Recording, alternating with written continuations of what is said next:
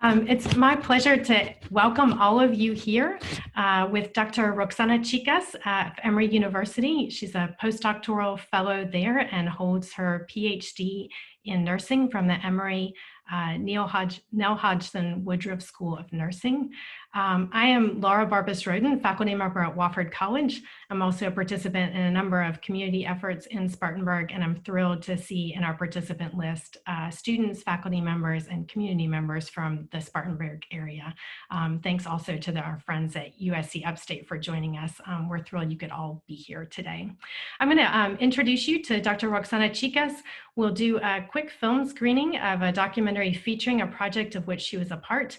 And then we have a series of questions to be in dialogue with her to learn a little bit more about her work and the efforts around farm worker health of which she's been a part. So as I mentioned, Roxana is a nurse and a nurse scientist. She is working on research on environmental exposures and occupational health hazards among immigrant agricultural workers. And she aims to understand factors that contribute to occupation-induced health challenges, including heat stress, acute kidney injury. And she's also looking at interventions, ways to mitigate for the preservation of health and the enhancement of health of farm workers as they labor in the fields in the United States and elsewhere. Dr. Chicas's roots are in Central America, and she brings invaluable perspectives to a very critical justice issue that I know matters a lot to many of you who are joining us today, which is how to elevate farm worker health in conversations about food systems and farming, and especially as we think about those systems that are made increasingly vulnerable and people made increasingly vulnerable by climate change. So welcome, Dr. Chicas. Thank you so much for joining us today. I'm happy to be here. Thank you for inviting me. If you'll bear with me, I'm going to share my screen and we'll look at a documentary that I think will introduce you in a really compelling way to the work that Dr. Chicas has been a part of doing.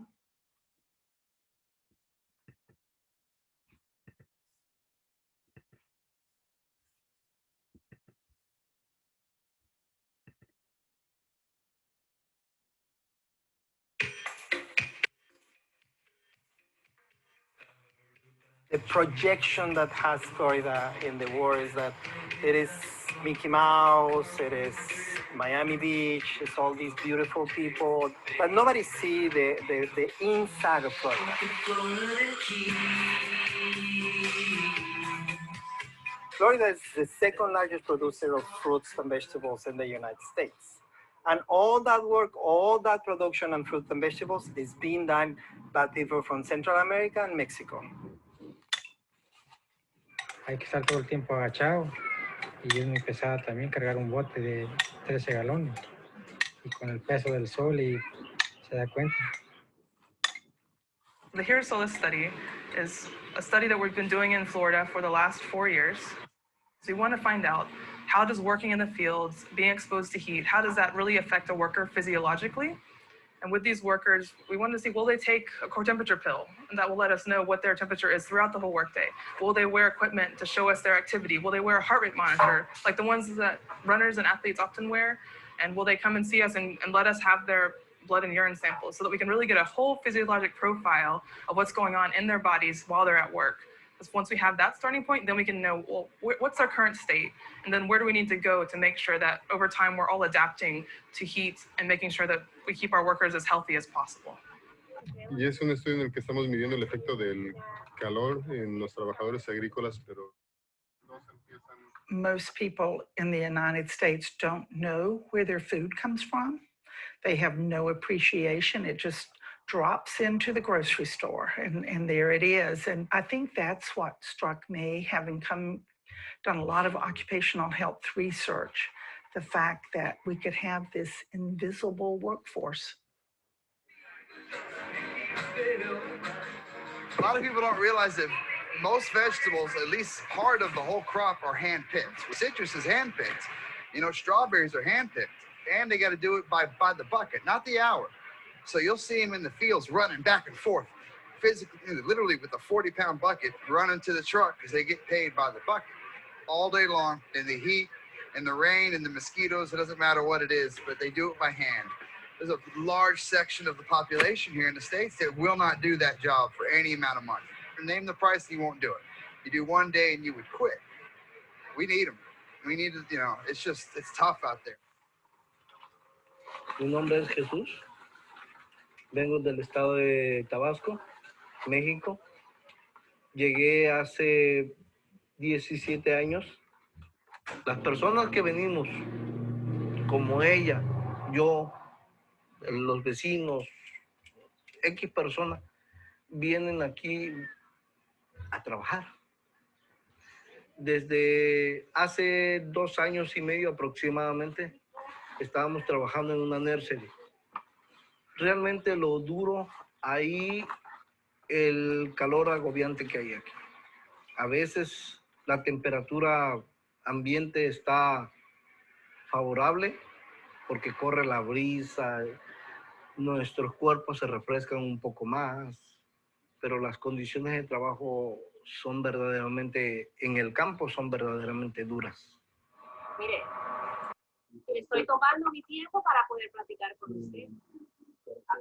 They come before work and they have a blood test done and a urinalysis done. And we also put equipment on them that measures their core body temperature and their physical activity and how hot the temperature is around them.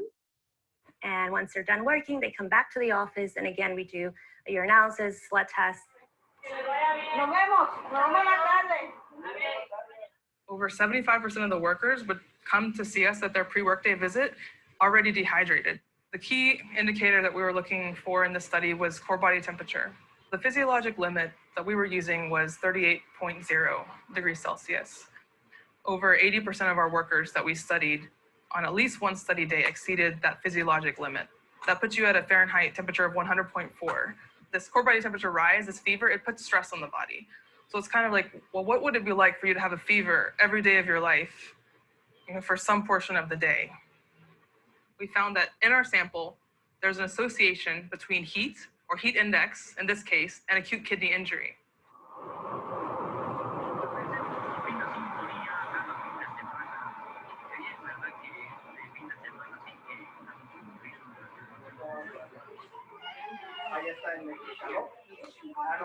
¿Qué son las enfermedades por calor? Bueno, nosotros pensamos que esta es una buena analogía de lo que es una enfermedad por calor.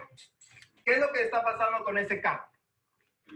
Ahí los hombres deben de decir, pues, ¿qué le pasó a ese carro? Se sobrecalentó, ¿verdad? Ese carro se sobrecalentó. Eso es lo que son las enfermedades por calor también. Nuestro cuerpo se sobrecalentó. I've been working for the Farm Worker Association of Florida for 13 years. We are doing the trainings in the same communities where we collect the data. So even many of the participants of these trainings are participants of our research. So it's a reflection of their own reality. I think that bringing that into the training really make an impact.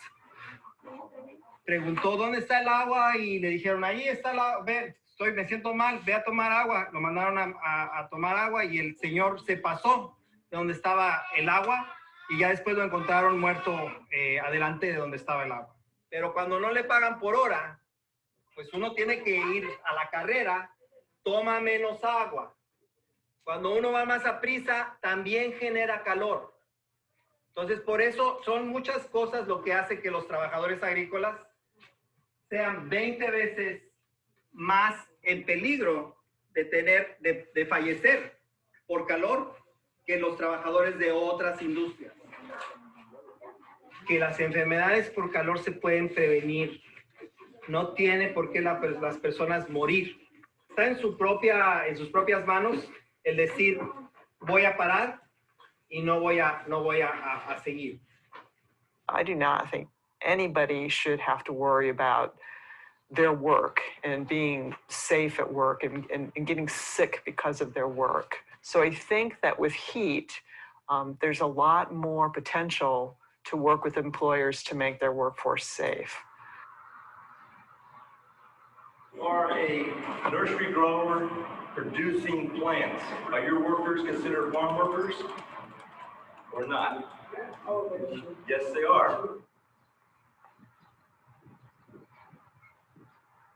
We don't have that in mind when they say you need to rest. Maybe your workers need to take some breaks or they need to hybrid. But now we have the data to actually prove why is that important. I believe like a lot of the challenges that come to them is not because they don't want to implement all these safety guidelines, but it's because they are not aware of the risks they involve. Where the work has gone is we started off with surveys and then we started to do comprehensive heat biomonitoring, so we'd actually be able to see what's going on physiologically with the workers, so that from there we can plan some sustainable interventions for heat, because as we know, it's not going to be going away, and we just have to figure out the way to keep everyone healthy and productive in the meantime. So that's what the work's about. You're benefiting everyone. You're benefiting the employee that's receiving this training. You're benefiting the manager that is understanding how to provide the best safety guidelines for the employee. You're benefiting also the company that is increasing in production. You're benefiting local and regional industry and economy as well. The Farm Worker Association has in the past been successful at bringing employers to the table. And especially with the Ag Center, we hope that we can get more employers at the table to work on practices that lead to a healthier and more productive workforce.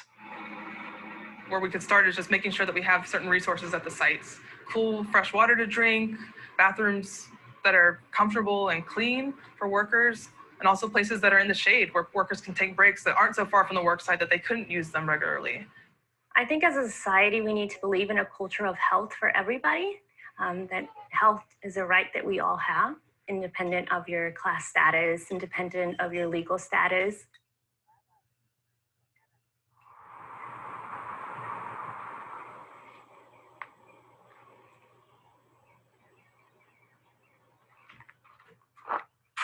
As a nurse scientist, I want to make sure that the research that we do is meaningful, because research by itself is just some data. If people don't get the message about the work, then nothing's going to happen from it.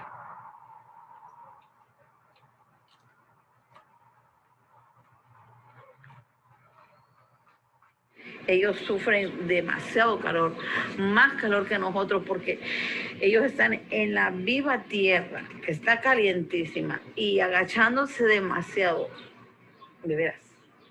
Para ellos que cultivan las frutas, que yo también compro, les agradezco. Que en los jardines que tienen ellos son de estas manos que salen. Debe de haber para las personas que trabajan en el campo un poquito más de sensibilidad, un poquito más de respeto.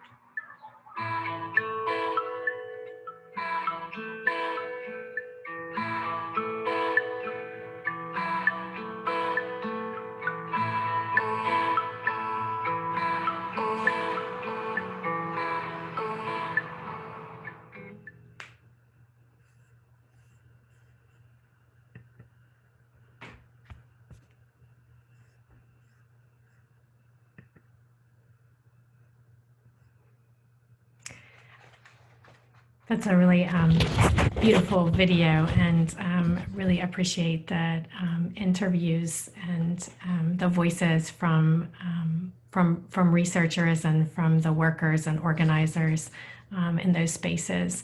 And I'm wondering if you might share a little bit more about your introduction to nursing. I think we see you in a really compelling kind of research. And I'm wondering if you could share with us a little bit more about what led you into nursing, and then what led you to the really hard work of pursuing the work of becoming a nurse scientist as a doctoral student and a postdoc. Yeah, so I'm from El Salvador. I came to the United States when I was 4 years old with my mom, very much like you may have seen on TV, through the southern border. And so I lived undocumented here in the United States for 14 years. And when I was 18 years old, I was granted TPS, which is temporary protected status, because I'm from El Salvador. And I worked at a pediatrician's office who also had nephrology patients and pediatric nephrology patients, and they had several Spanish-speaking patients. And I became like the unofficial interpreter. But I had been interpreting basically all of my life for my my parents, for my family, other family members and communities. So I understood, I had a bit of an understanding of medicine. And while working at the pediatric nephrologist's office, I started to like interacting with the patients, but I also became frustrated because I felt like I couldn't really advocate for them because I really didn't understand, the pathophysiology and like all of these other things that you need to be able to advocate for them to get certain procedures and medications, and also for me to be able to explain things to the parents. And I also, watching my mom work and other family members work in industries that don't have very many labor protections was also influential. And so I actually, in the beginning, I wanted to be a medical assistant. And one of the doctors where I worked at, in between patients, stopped me and said, "Roxanne, I hear you want to be a medical assistant." And I was like, "Yeah," because I was like super excited, right? I was like 27 years old, 26, 27 years old. And he said, "Well, why would you do that when you could be a nurse?" And I had never thought that I could be a nurse or a professional. I always saw myself as like an assistant, like a medical assistant. And I said, well, nurses are like really, really smart. And he said, yes, because they go to school and they study. And I asked him, "Do you really think that I could be a nurse?" And he said, yes. And so that just like blew my mind. And he said, just go to Georgia Perimeter College, which was a community college that was, down the road. And that's the only place that I applied to because I didn't know that you could apply to several different places. So I went to the community college and got into the nursing school. And my first, my goal was to be a charge nurse because I had this very, very narrow view of what nurses did. I thought nurses were only like in the hospital at the bedside. So I wanted to be a charge nurse. And in my first semester in nursing school, Emory University came to visit our class to talk about a program that they were launching with the community college about getting more minority nurses into get graduate degrees and get a bachelor's degree, and preparing them to be competitive to get into a PhD program. And that it was going to be a program to immerse you into research. I had no idea what that was. I didn't even know that there was a PhD in nursing.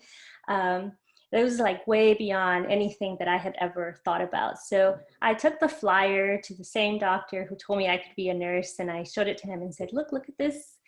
There's this program. Do you think that I should apply to it? It's okay if you don't think I can do it. And he was like, well, if not you, then who?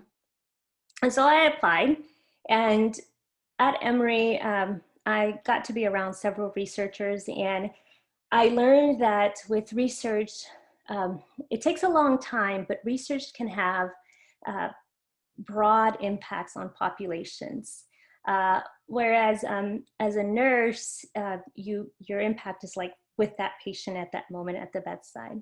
And I thought like this is kind of cool to be able to really impact an entire population, which I'm interested in the Hispanic population. And I honestly didn't know what area of research I wanted to do. I just knew I wanted to do research with Hispanic population. And so I was told that I should apply to, once I got my associate's degree, I went to Emory because a mentor at Emory told me I should go to Emory to get my bachelor's. So again, I only applied there and got in. And while I was finishing up my bachelor's, I was told you should really apply to the PhD program. And again, I did that and I got in. But I was asked, who do you want to work with? Which kind of blew my mind because I felt like I'm a student.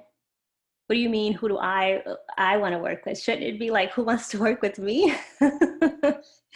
And so I knew that Linda McCauley the dean of the School of Nursing did work with agricultural workers, but still then I could not imagine even saying, you know, I would like to work with her. So I just said, I just want to work with whoever wants to work with me. And it just so happened that I got to work with the dean, Linda McCauley, to do work with agricultural workers. And my parents are were agricultural workers in El Salvador, not here in the United States, but I had heard already many stories about how difficult life is for agricultural workers. And, you know, I thought that my mom's life was difficult working here. And I just felt that as a nurse, as formerly undocumented immigrant, that it was important that I started to be a part of a team that was doing research with agricultural workers so that I could give back to my community. So that's what really led me. You know, it almost picked me than me picking it. Like I kind of felt like it was the right path for me. That's fantastic. It certainly sounds like the right path as you describe it, and one that's been incredibly rewarding, not just to you, but also that you find a lot of joy in those interactions with people, but also imagining the impact that comes from the research and that sort of laborious data gathering that we saw in the video. I'm wondering, you know, as we think about being in a pandemic, as we think about you know, the tropical season being so active this year and wildfires in the West, all of those things have an impact on farm workers and communities. I wonder if you could talk a little bit about what you see affecting farm worker health right now and in the moments when you've been in the field working on projects. Yeah, so, you know, for our research, it's very important for us that we give back to the community, like in the moment when we do research. It's not just go do data collection, take it with you, and that's it. We actually, you know, being a nurse is really valuable because we take their blood and urine, and then we give them the results at the end of the day. So I get to give them their results, explain what they mean, health education, explain the difference between, you know, a glucose level and an A1C that measures three months of your glucose levels. And they often ask me lots of questions that perhaps they've said to me that they don't feel comfortable asking, like if they go to a clinic, because they feel rushed. So that's very important. And oftentimes we have been like the only type of healthcare that they have received being in this country. So getting like, you know, a mini screening of them. Like they're so grateful just to know like, oh, their blood pressure is fine. Or if we find something that we tell them, and the Farm Workers Association of Florida is able to find resources in the community to try to get them the treatment that they may need. So COVID is, as you all probably already know, is ravaging communities of color. Hispanics are 2.8 times more likely to get COVID, more than 4 times likely to be hospitalized. And so we don't really know how COVID is impacting the agricultural community by statistics, because we don't collect, or at least it hasn't been published, occupation of the people who are getting infected. But based on media reports, we estimate that at least 6,000 cases have happened of COVID within agricultural communities. And it's very difficult for agricultural workers right now, because, you know, the restaurant industry was one of the main buyers of food. And so that has gone down. So although agricultural workers are still working, their hours have decreased, their days have decreased, their wages have decreased. And for a community that already has low wages, it's it's putting a strain. I was there in August and in June, and it just blew my mind to see that agricultural workers are having to line up to do to go get food from a food drive. Like, that should not be happening. And so half of the agricultural workforce is undocumented, and so they have no, unemployment. They can't apply for unemployment benefits. They don't have, all agricultural workers pretty much don't have paid sick leave. And so many of them don't want to get tested because getting a positive means they won't be able to go to work. Some may even get fired. In many of the workers that I spoke to said that their employers, for 1 or 3 days would check their temperature in the morning, and then that was it. Then they were like, you can self-monitor yourself. They're not getting even basic testing, access to testing, which I think that if the US government categorizes you as an essential worker critical to the infrastructure, then they should be getting access to testing all the time, because in their jobs, they can't spread out. They move in lines together. It's very difficult to social distance. Many of them are not being provided masks to wear. And like in California, there's the fires that are happening. And there's been several pictures put out where the workers are working and all you see is a cloud of orange and yellow smoke. And so in those conditions, employers are supposed to provide them N95 masks to protect them. And many workers are not being provided N95 masks. Now, granted, we do have a shortage of masks, but again, when employers aren't even making the effort yet, or farm workers organizations are able to provide those masks, I think is telling. I saw in the news, like for example, some airports are now offering COVID-19 tests to their customers. Why can't the agricultural industry come together and provide testing to their workers? It just blows my mind. And so, in addition, some of these workers, like H-2A workers, and but all agricultural workers, many of them live like in substandard housing because their wages are so low, crowded conditions, multi-generational families. So, we've seen on TV where like celebrities or news anchors are quarantining in their basement while their family lives upstairs. Like, that cannot happen in an agricultural family. It's impossible to self-quarantine.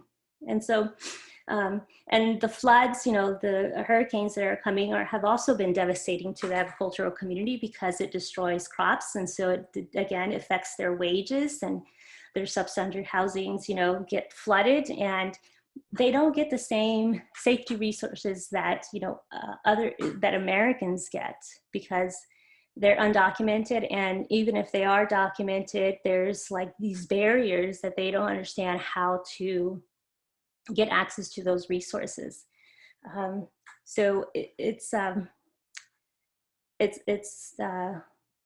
quite alarming to see that, a workforce that is so vital to our, existence is so marginalized and doesn't have basic protections in place. And they're also constantly exposed to pesticides, chronic low-dose pesticides. And we know that pesticides have, we see more congenital malformalities, so birth defects. And we also think that pesticides are contributing to higher rates of obesity, diabetes, high blood pressure. And they get no protections. Yeah, what you're describing, in addition to that exposure to heat and those long working hours in hot conditions, what you're describing is, so demanding in terms of physical health and also mental health. And I think that's a question I'll interrupt with from our Q&A, just to break in and ask about work conditions and the lack of access to healthcare and what effect that might have on mental health and well-being, sort of emotional well-being. I have. My daughter just came from gymnastics. Fantastic. That's awesome. I wanted to say also about this heat, you know, outside workers do not have heat protection standards. So they don't have like, you know, required rest breaks and shade and water. And that is really, is a huge driver to why we see that agricultural workers, in the video said 20 times, but there's a new statistic that was published that says it's actually 35 times more likely to die from a heat-related death. And so I think that when it's so high like that, you would think it'd be common sense to have some kind of heat protection standards in place. Yeah, no, that is an incredible statistic to think of that much more likelihood of death from something that can be mitigated and in fact prevented. Yeah, that's incredible. I wonder if you could talk a little bit about you've alluded to those barriers and systemic exclusions, but could you talk a little bit more about some of the structures that help explain the realities you described? You mentioned that one, that they're not standards for outdoor workers. What are some of those other barriers or structures that influence what we're seeing now? Yeah, there's this thing called agricultural exceptionalism doctrine, which started, we're back like in the 1930s, where a series of laws were put into place, like the Fair Labor Standard Act. And so in those laws, what happened was there was a negotiation that happened with FDR in the South. So FDR needed the South to sign on to what he was to this law. And so what he negotiated with the South was, okay, the South didn't want these things to be enforced with agricultural workers, because they said, you know, this is very much subsistence farming. It's us families. We don't need to have all of these regulations in place. And so what that, as a result of that, agricultural workers there is no minimum wage for agricultural workers. Overtime pay is not required. Half of the states don't even require workers' comp for agricultural workers. They don't get sick pay. They are not allowed to unionize. In California, they can, because California has state law where they can unionize, but in the rest of the states, they cannot. Layer on top of that, immigration and anti-immigration laws that are in place. So it's a series of policies that have been put in place that pushes agricultural workers to these very precarious conditions where they can't really speak up, right? Because they want to be good workers. They need to put food on their table. And policies aren't even in place where they could speak up to want something more, because they're exempt from it. So that, and then also, you know, OSHA does very little regulations on agricultural fields, because again, they're supposed to be families. And that narrative has continued until today, that where the agricultural industry has lots of lobbyists, lots of money being put in to make sure that these laws stay in place. Whereas agricultural workers do not have, you know, lobbyists lobbying for them. And so that continues, that same narrative continues. So the laws haven't kind of kept in place to what the reality is now. And I think also there's a lack of awareness by the general public on the plight of agricultural workers, which this is why I'm so happy that you invited me, because I think that if more people were aware of it, then it would cause outrage, and we would all collectively voice our opinion and try to get some legislation passed and force industry to, be good to their workers.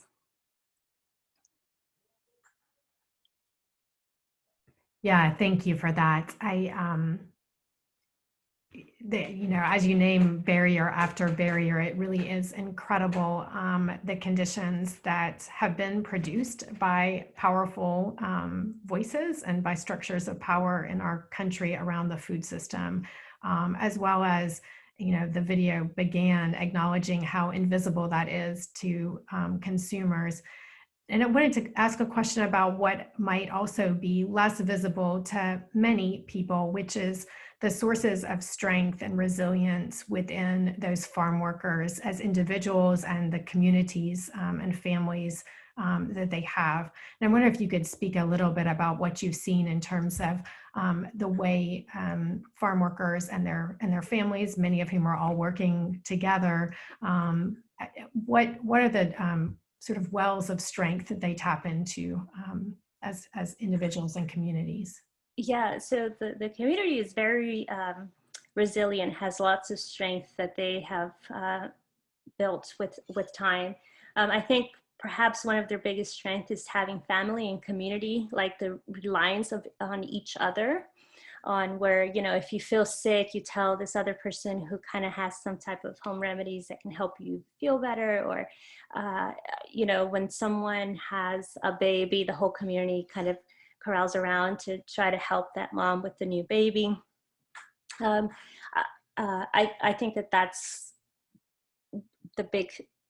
one of the big drivers is family and community, because it's not just like family, the nuclear family, but it's an extension of people who work together, where, especially now with COVID, where one mom will stay with the kids one day and the other mom will stay with the kids the other day, so that they can each work a little bit to make some type of money.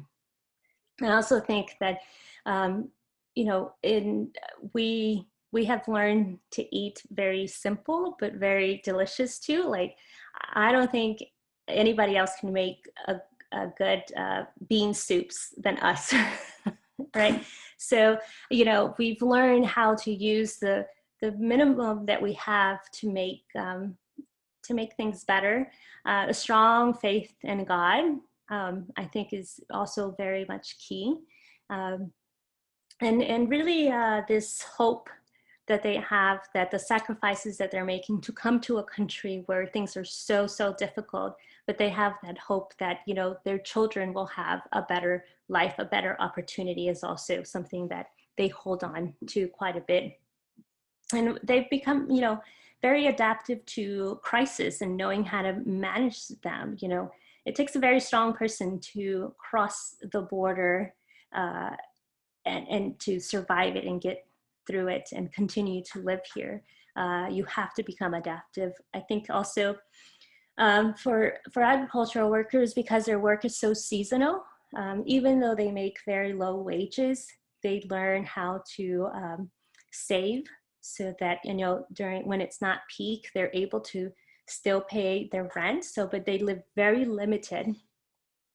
And I think also, they understand the cycles of agriculture, and that's what kind of plays into them being able to kind of foresee what's going to be needed and be able to survive and make it. But COVID right now is making that very, very difficult.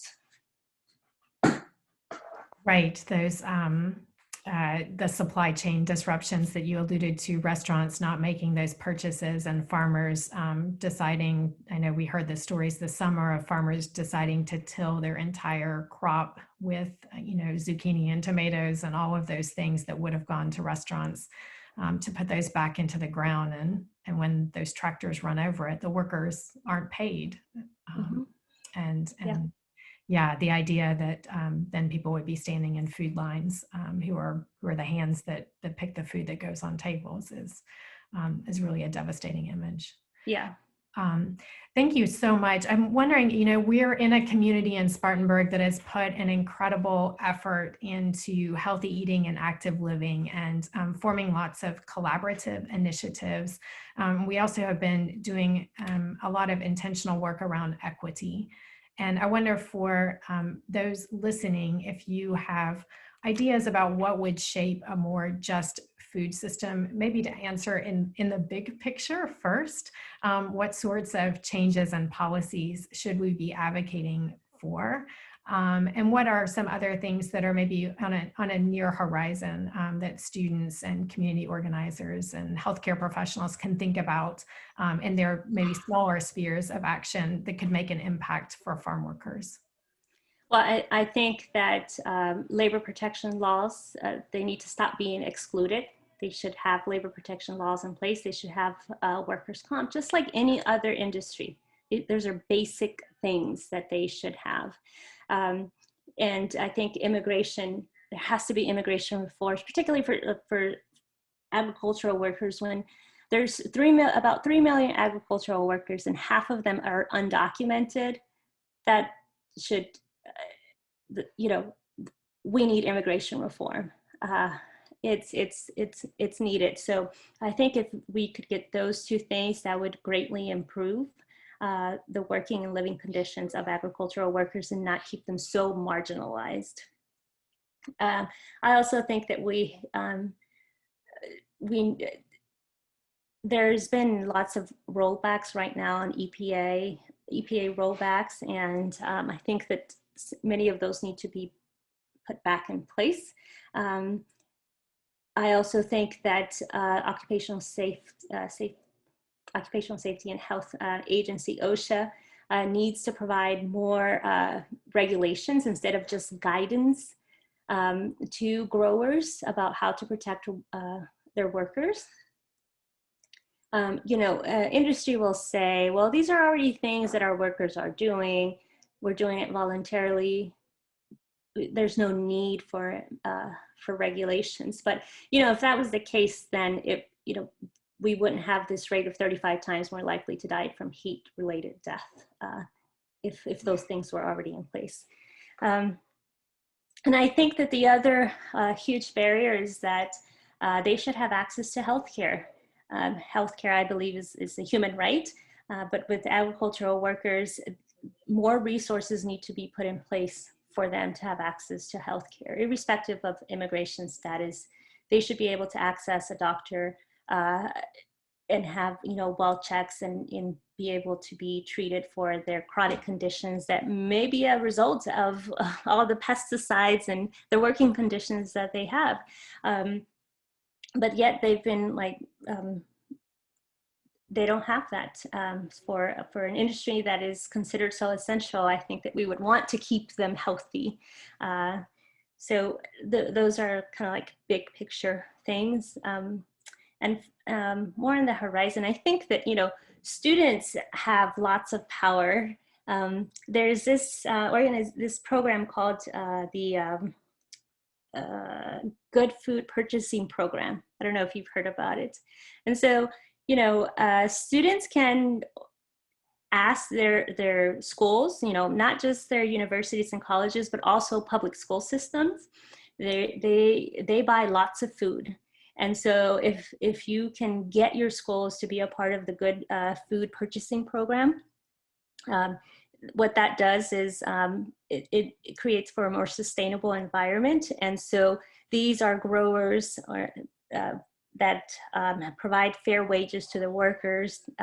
They believe in sustainability, animal welfare, nutrition. They value the workforce, the local economy of growers, and environmental sustainability. So I think those are things that you can push for, and also like when you go off into the workforce in corporate America, you can push them also to join these types of programs. You can join also grassroots organizations that advocate for farm workers. I think is very important. For you to educate yourself on the food chain system and and volunteer also like at local clinics that provide healthcare to agricultural workers or immigrants, I think is important. Spread awareness about farm worker issues, talk to your family, to your friends about these issues, and advocate for improved wages and working conditions. Make sure to go out and vote. It's very important. If you haven't done so, try to eat organic, which reduces farm workers' exposure to pesticides and unhealthy chemicals. There's also fair trade certified foods that you can see the labels on food. But you know, those cost a little bit more money than regular food. And so so sometimes it can be hard, but if, you know, you can just, those are things that you if you can do. And if you can't, you know, there's all these other ways to try to help this community that needs as many allies as there are willing to be out there to protect them. Thank you. Those are lots of ideas. And I wonder if you might also share a success that you have seen happen through maybe connecting research to action or work that you've witnessed at any level of scale, from the individual to a farm to an effort that you've been part of. So something that you've seen that worked.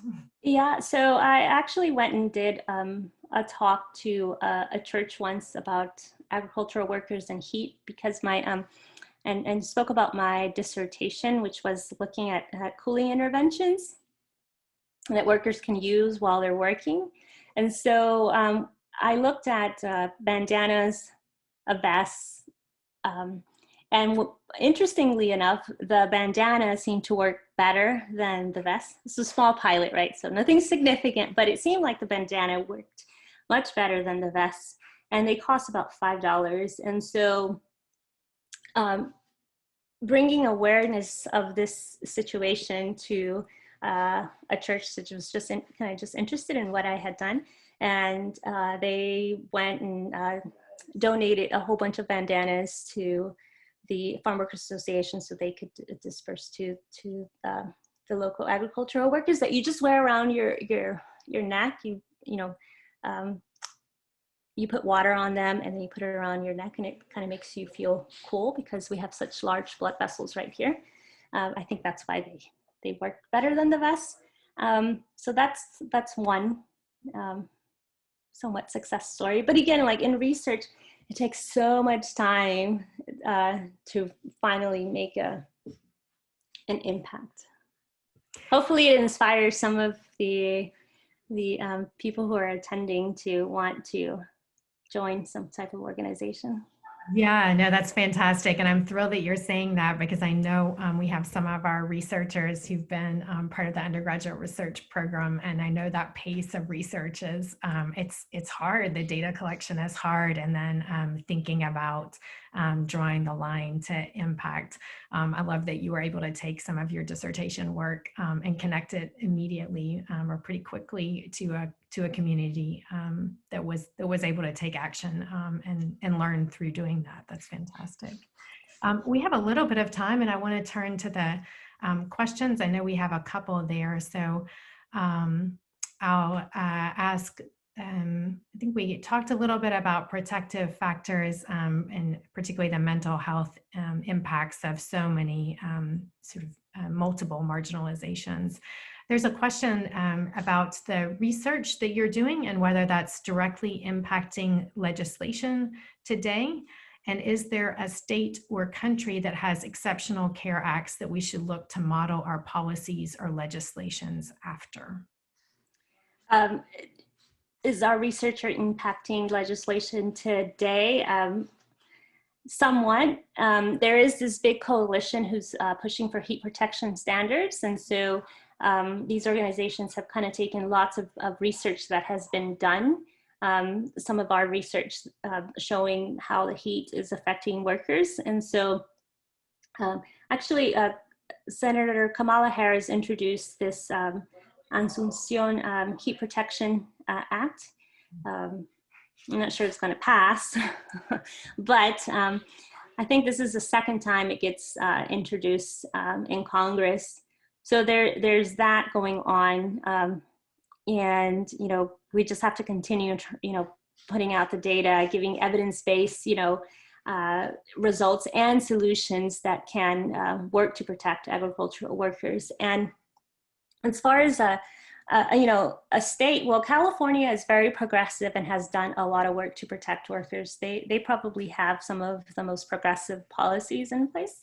And country, interestingly enough, I think China does a good job.